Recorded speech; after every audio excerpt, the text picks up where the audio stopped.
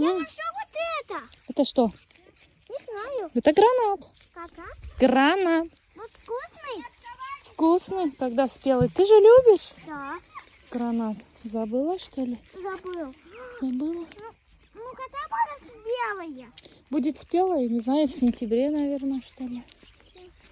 Ой, как колючая. Пахнет. Чем пахнет, знаешь? Смотри.